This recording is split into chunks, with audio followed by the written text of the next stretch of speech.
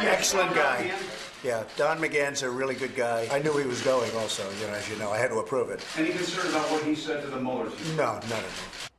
That was President Trump saying that White House counsel Don McGahn, who is leaving shortly after the confirmation of Judge Brett Kavanaugh to the Supreme Court. He made that announcement today. That move, he says it was widely expected, but it was a bit of a surprise when it happened this morning. It is fueling speculation about his role in the Russia probe, specifically his extensive cooperation with the Mueller team earlier this month. That was the president was referring to in there, saying that he knew about it and that he sanctioned it, said it was okay. So here now, Ohio Congressman Jim Jordan, member of the House Judiciary and Oversight Committees, who also spoke with Bruce Ohr yesterday. So you've been a busy man. Good to see you this evening, Congressman.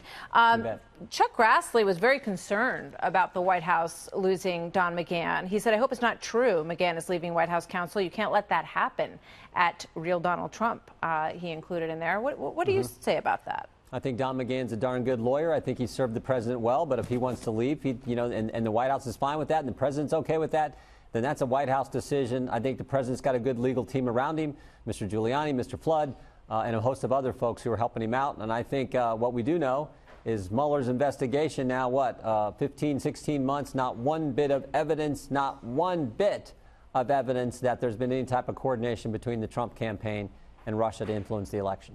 All right, but you haven't seen the report yet, so you don't really know what Robert Mueller has yet. We don't know, but come on. I mean, everything we've heard, there hasn't been, but we've learned all kinds of things about what the FBI did wrong, and we learned some more of that yesterday when we deposed Mr. Ohr. Yeah, so you spoke to Bruce Ohr yesterday. The president said this about him in a tweet: how the hell is Bruce Ohr still employed at the Justice Department? Disgraceful and witch hunt. Rachel Maddow last night was very concerned about the Department of Justice potentially losing Bruce Ohr, and you guys grilling him yesterday behind closed doors. Here's what she said. I don't know exactly what these targeted attacks by the White House and congressional Republicans will ultimately do to the capabilities of the Justice Department and the FBI when it comes to fighting things like Russian intelligence operations in the United States and Russian organized crime and Russian money laundering through American real estate. So Bruce Ohr was key to all that, and she's very worried that our national security will be in peril if you guys bully him and he ends up losing a job.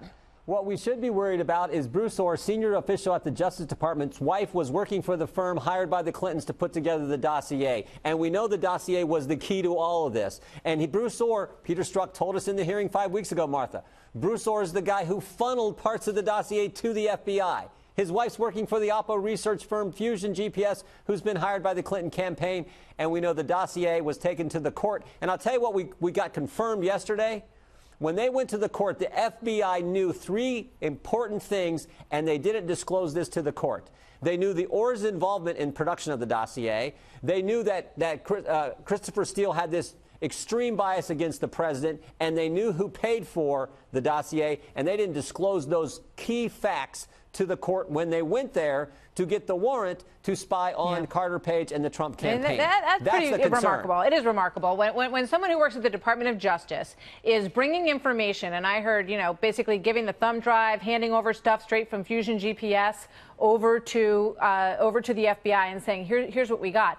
And he also admitted in this testimony yesterday, that he felt that Steele was biased. So they all know that on that side of the equation. But then when they apply for the FISA warrant, they don't mention that. They don't include that part of, at least, you would say all, but a good majority of what they're basing the FISA warrant on is not, it hasn't been disclosed that the person who told them is very biased. Yeah, you and I go to court, Martha. We got to tell the truth, the whole truth, nothing but the truth. The FBI should have to do the same darn thing, particularly when they're getting a warrant to spy on a fellow American citizen, and they're doing so, I believe, to spy on the Trump campaign. That is as fundamentally wrong as it gets. Here's the other key thing that came out yesterday. You think about this.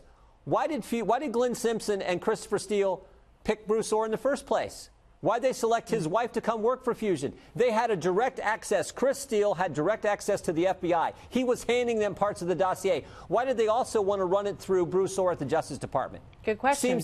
It seems to me to create weight and credibility behind a document that was completely false. If you can now go tell the press and tell other people, oh, a senior Department of Justice official is also talking about the dossier and also passing it on to the FBI, it gives it weight when, in fact, it was completely a uncredible, unverified document and a bunch of garbage. Yeah. Understood.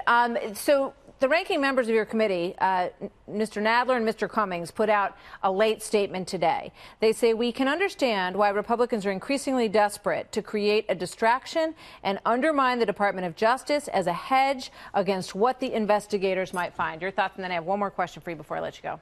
Desperate. Rachel Maddow and Mr. Cummings, Mr. Nadler need to look at the facts. Comey was fired. Andy McCabe lied 3 times under oath, faces a criminal referral, fired. Jim Baker, former chief counsel, demoted and then left. Lisa Page, FBI counsel, demoted, then left. Peter Strzok, deputy head of counterintelligence, demoted, then left. Sally Yates, fired. Bruce Orr, demoted twice. These are the key people who ran these investigations. Tell me any other time you've seen a federal agency where that has taken place with the key people at the top who ran the Clinton investigation and who started and ran the Russian investigation. That's the biggest problem. And what we're trying to do is get the answers and the facts so that you can report them to the American people and the American people can fully understand just how bad it was at the top of the Justice Department when this happened. All right. Let me ask you one more thing. You mentioned Sally Yates. We get a lot of questions about her potential role. Bruce Orr worked for her. We know that she signed one of those FISA requests.